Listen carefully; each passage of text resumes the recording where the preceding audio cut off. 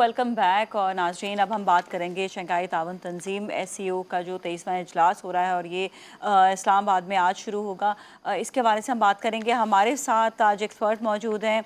Reema Shaukat international relation expert हैं, इनसे हम बात करेंगे। अस्सलाम वालेकुम जी।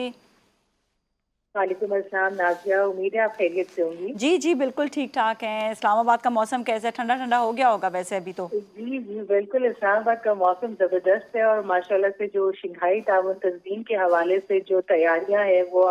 हमारे नाज़रीन देखते ही रहे हैं टीवी पर। लेकिन ये है कि आज से जब ये किक ऑफ हो रहा है और पाकिस्तान के लिए मेरा ख्याल है बहुत अहम मौका है। पाकिस्तान के लिए यकीनन एक मेरा ख्याल है हमारी हिस्ट्री में फिर ये लिखा जाएगा कि किस तरह से पाकिस्तान को जो आइसोलेशन की तरफ पुश किया जाता था और अब पाकिस्तान ने किस तरह से उसको अचीव किया है। हमने कल जब चाइनीज प्राइम मिनिस्टर की पाकिस्तान आमद देखी है, उसके बाद से जो मुख्तलिफ MOUs की साइनिंग हुई है, गवादर एयरपोर्ट का सॉफ्ट लॉन्च हुआ है, ये तमाम वो हिस्टोरिक मोमेंट्स हैं जो मेरा ख्याल है पाकिस्तान के लिए और दुनिया भर में जो मुकीम पाकिस्तानी है उनके लिए बहुत अहमियत के हामिल है। बिल्कुल जी, बिल्कुल जी। तो हमारे बहुत सारे नाज़रीन देख रहे होंगे और वो ये जानना चाहेंगे कि शंघाई ताउन तंजीम का क्या है बेसिकली, और साथ ही ये भी कि इसमें कौन कौन से ममालिक शामिल हैं और कौन कौन से ममालिक ने इस वक्त जिनके वज़रा ने जो है शिरकत भी की है। जी नाज़िया, जैसा से आपने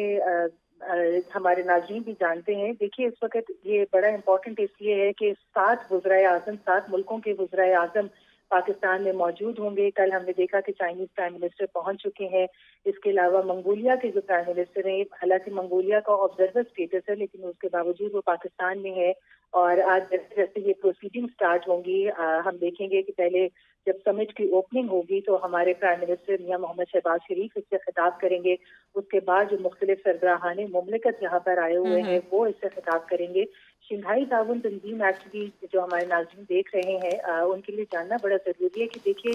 जब हम बात करते हैं मल्टीपोलैरिटी की, कि इस वक्त दुनिया भर में जो ताकत का मरकज है, ये सुपर पावर जो है वो एक किसी मुल्क के पास नहीं रही, बल्कि जो रीजनल कंट्रीज हैं वो आपस में इस तरह की जो रीजनल इंटीग्रेशन है या उनके आपस में जो रीजनल हैं उनका स्टांस। जी, आपकी आवाज़ जो है वो ब्रेक हो गई है। जी, खास जी जी करके हम एक टर्म इस्तेमाल करते हैं ग्लोबल साउथ की, कि जो शंघाई ताउन तंजीम में जो ममालिक शामिल हैं उनमें बहुत सारे ऐसे ममालिक हैं जो डेवलपिंग कंट्रीज हैं। उनके लिए ये एक बहुत बड़ा इम्पोर्टेंट प्लेटफॉर्म है कि जहां वो अपने पॉलिटिकल, इकोनॉमिक और सिक्योरिटी के हवाले से जो मसाइल हैं वो एक टेबल पर बैठते हैं और उसको हल करने की कोशिश करते हैं। हम ये भी जानते हैं कि देखिए यहाँ पर आज पाकिस्तान में इंडिया के जो वज़ीर ख़ारजा है जयशंकर वो मौजूद होंगे। पाकिस्तान और इंडिया के दरमियान ताल्लुकात के हवाले से बड़ी बात की जाती है, लेकिन ये जानना भी बहुत ज़रूरी है कि देखिए ये जो कंट्रीज हैं शंघाई ताउन तंजीम में, बेसिकली रशिया और चाइना की तरफ से जब 2001 में इस इनिशिएटिव को शुरू किया गया था तो इसका मकसद ही ये था कि जो इलाकाई ताउन है, जो रीजनल कंट्रीज हैं वो आपस में मिल बैठे और अपने आप को इतना मजबूत और स्ट्रॉन्ग करें कि कोई सुपर पावर जो है वो इस खित्ते की तरफ इंस्टेबिलिटी के लिए कदम ना बढ़ाए। हम ये भी जानते हैं, देखते हैं कि अफगानिस्तान जो है इसमें एज ऑब्जर्वर शामिल होता है, लेकिन पाकिस्तान को खास करके जहां अफगानिस्तान की सिक्योरिटी के हवाले से मसाइल दरपेश हैं और बॉर्डर इंफिल्ट्रेशन की बात होती है, तो इस वक्त अफगानिस्तान की तरफ से कोई नुमाइंदा शामिल नहीं है। लेकिन आने वाले दिनों में मैं ये समझती हूँ कि ये अफगानिस्तान को भी सोचने पर मजबूर करेगा कि जब रीजनल कनेक्टिविटी के लिए आप चीन के एक विजन को देखते हैं, शेयर्ड डेस्टिनी का विजन देखते हैं, जहाँ चीन कहाँ है कि जो सेंट्रल एशियन रिपब्लिक्स है या साउथ एशियन कंट्रीज है उनकी आपस में इतनी स्ट्रॉन्ग बॉन्डिंग हो और कनेक्टिविटी हो कि उनको किसी और मुल्क के सहारे की जरूरत ना रहे। इसी वजह से हम देखते हैं कि जो गवादर पोर्ट है उसकी ऑपरेशनलाइजेशन बहुत इम्पोर्टेंट है। बड़ा जरूरी है कि देखिए जो ओल्ड सिल्क रूट थी हमारा, जो सेंट्रल एशियन रिपब्लिक्स के साथ, चीन के साथ, रशिया के साथ जो पुरानी एक जैसे कहते हैं तिजारती राहदारी मौजूद थी जमीनी रास्ते के, लेकिन जब गवादर पोर्ट ने एक शॉर्टेस्ट मैरीटाइम रूट प्रोवाइड किया है इन कंट्रीज को, जो सेंट्रल एशियन रिपब्लिक्स हैं वो लैंड लॉक है, तो उनको एक गवादर ने मैरीटाइम कनेक्टिविटी प्रोवाइड किया। और कल जब हमने देखा कि गवादर एयरपोर्ट का सॉफ्ट लॉन्च होता है تو اس میں ایک تیسرا کمپوننٹ جو ایریل کمپوننٹ ہے اس کو ایڈ کیا ہے کہ اب فضائی روابط بھی ان ممالک کے درمیان میں مزید مضبوط ہو سکیں گے اور آپس میں جو کنیکٹیوٹی ہے وہ ایزی ہو جائے گی۔ اچھا یہ بتائیے گا کہ اسپیشلی انڈیا سے وزیر خارجہ بھی ان کے پاکستان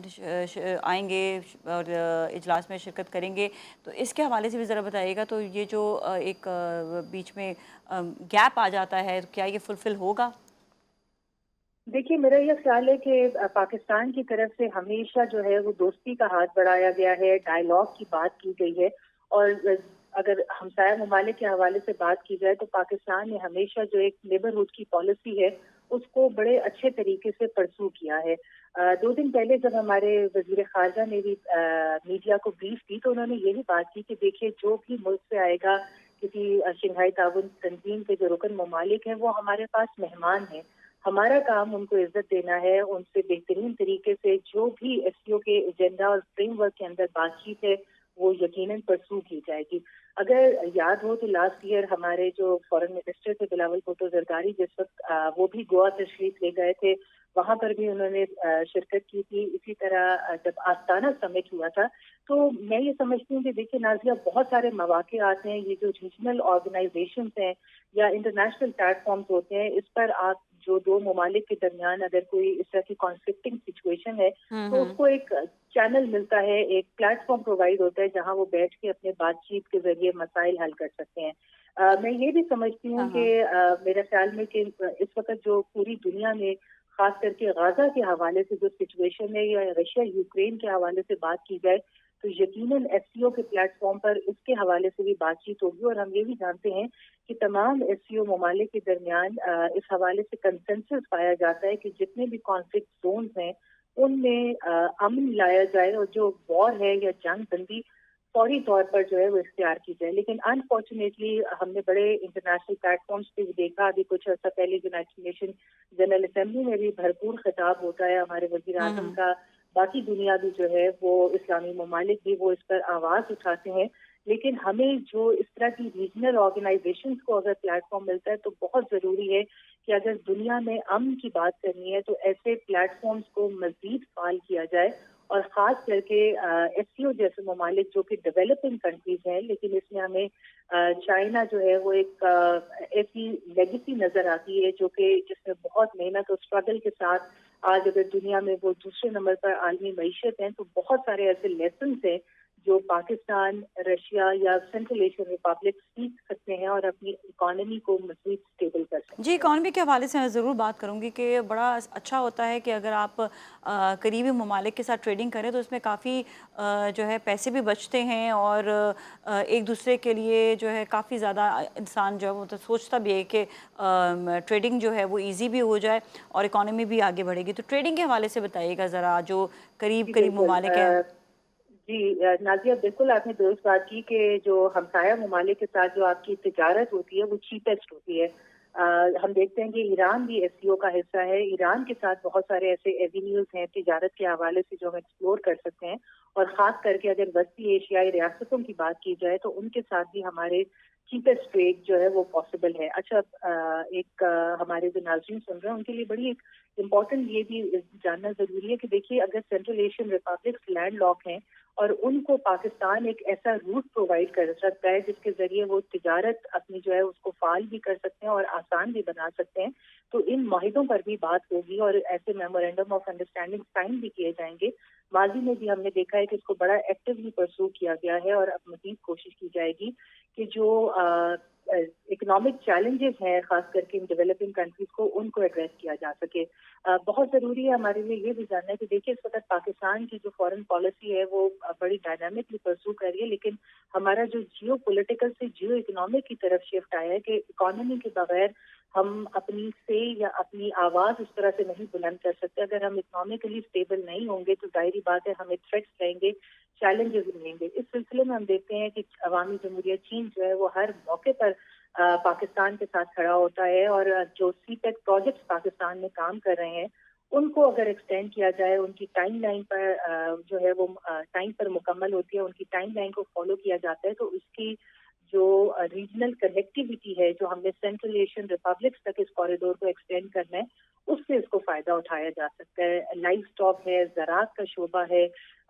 جی بہت سارے ایسے شعبے ہیں. خاص کر کے ابھی میڈیسنز کے حوالے سے بات ہو رہی ہے کہ جو ادویات ہیں ان کو ہم سینٹرل ایشین ریپبلکس تک جو آپس میں ریجنل اور نیبرنگ کنٹریز ہیں وہ پہنچا سکتے ہیں, تاکہ جہاں جہاں ہمیں ایک معاشی جو چیلنجز ہیں لیکن ہم ان کو چھوٹے چھوٹے ایسے اسٹیپس لے کے حل کر سکتے ہیں, تو ضرور ان کی طرف آگے بڑھا جائے. بڑا انٹرسٹنگ یہ ہے کہ جو بیلاروس ایک ملک ہے وہ بھی ایک لینڈ لاک ہے, رشیا کے ساتھ بارڈر شیئر کرتا ہے, اور وہاں سے ہمارے پاس ٹریکٹر جو ہے وہ آتے ہیں. مطلب اب یہ دیکھیے کہ ٹریکٹر ہمارے ملک کی زراعت کے لیے کتنا کلیدی کردار ادا کرتا ہے. تو جو آٹو موبائلز کا سیکٹر ہے اس کے حوالے سے بھی جو رشیا, بیلاروس, چائنا اور سینٹرل ایشین ریپبلکس ہیں اس کے حوالے سے بھی بات چیت کریں گے. ہائیڈرو کاربنز جو سینٹرل ایشین ریپبلکس رچ ہیں منرلز کے حوالے سے, ان کے حوالے سے بھی جو ہے وہ بات چیت ہونے کا امکان ہے. ظاہری بات ہے جب اتنے اہم ممالک کے وزرائے اعظم اور تجارتی وفود بھی یہاں موجود ہے, سفارتی وفد بھی موجود ہے, تو وہ سب ایسے ایونیوز جو کولیبریشن کے پاسبل ہیں اس موقع کا فائدہ اٹھاتے ہوئے ضرور اس کو اویل کریں. جی تھینک یو سو مچ ریما جی, بہت بہت شکریہ آپ کا. اس کے ساتھ ہی جائیں گے بریک کی جانب, اور بریک کے بعد واپس آپ سے ملیں گے. Stay with us.